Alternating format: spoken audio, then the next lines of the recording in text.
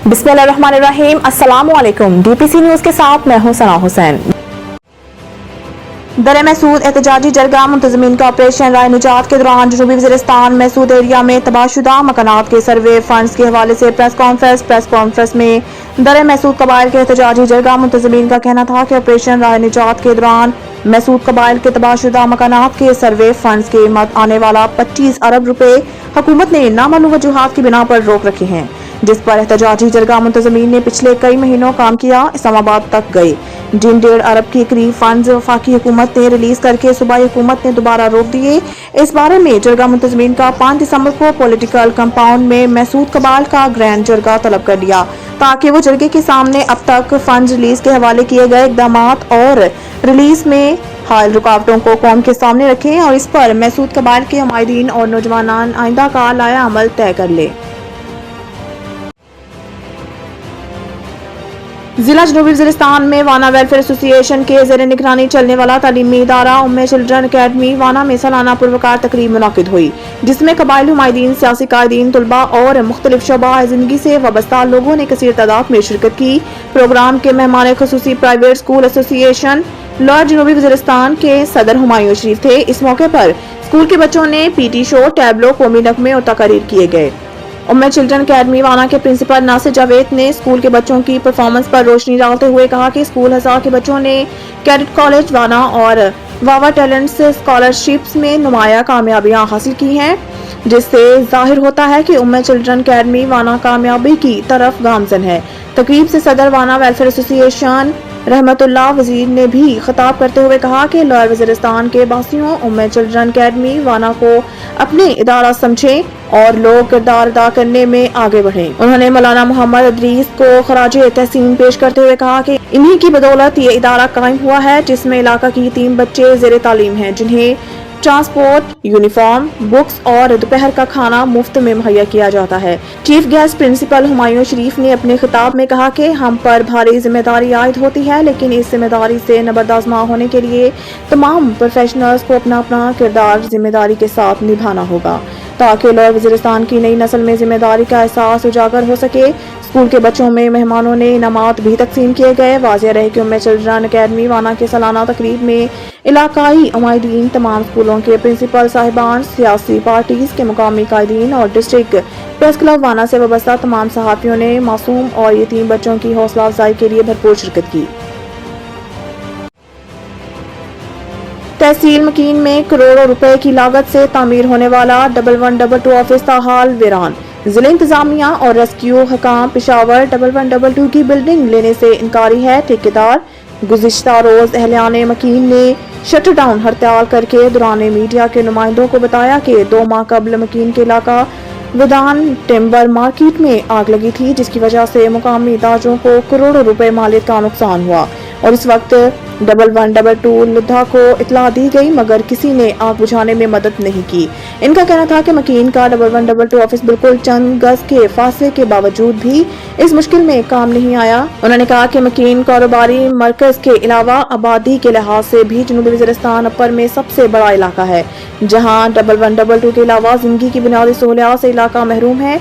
उन्होंने कहा कि हमने कई बार दरख्वास्तें की, मगर जिला इंतजामिया और 1122 काम ने कोई नोटिस नहीं लिया। उन्होंने कहा कि हुकूमत ताजिर बरादरी की मुश्किलात से बखूबी आगाह है, मगर इलाका मकीन के ताजों को एक साजिश के तहत कारोबार छोड़ने पर मजबूर किया जा रहा है ताकि कारोबारी तबका यहाँ से नकल मकानी करके चला जाए। इसी सिलसिला में जिला इंतजामिया से मौकफ लेने की कोशिश की गई, मगर जवाब नहीं मिला। दूसरी जानिब ठेकेदार ने अपने बयान में बताया कि कई माह पहले बिल्डिंग मुकम्मल की गई, मगर मुतलका महकमे बिल्डिंग लेने के लिए तैयार नहीं है, जिसकी वजह से नई तामीर शुदा बिल्डिंग से सामान चोरी होने का भी खदशा है।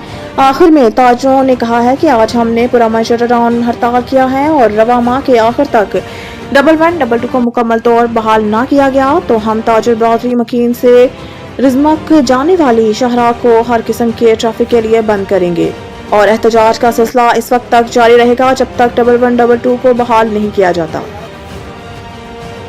پنجاب میں فضائی آلودگی برقرار، لاہور آلودہ ترین شہروں میں پہلے نمبر پر۔ پنجاب کے مرکزی شہر لاہور میں فضائی آلودگی نے جان نہ چھوڑی، لاہور دنیا بھر کے آلودہ ترین شہروں میں پہلے نمبر پر آ گیا۔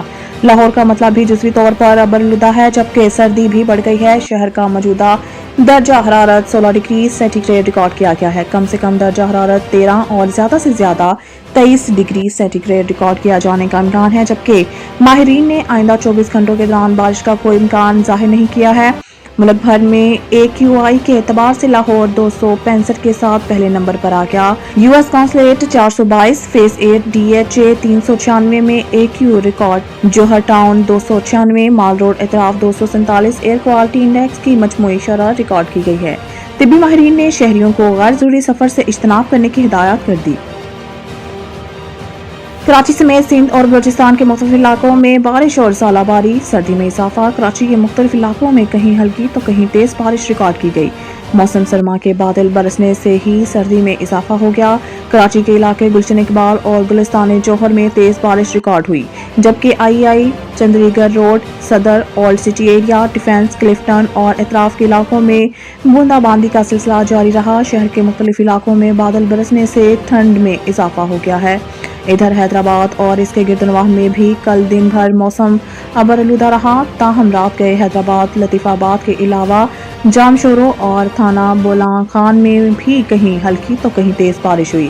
بارش کے باعث مختلف علاقوں میں بجلی کی فراہمی بھی معطل ہو گئی، جبکہ ٹھٹھہ میں بھی تیز ہواؤں کے ساتھ ہلکی بارش کا سلسلہ جاری رہا۔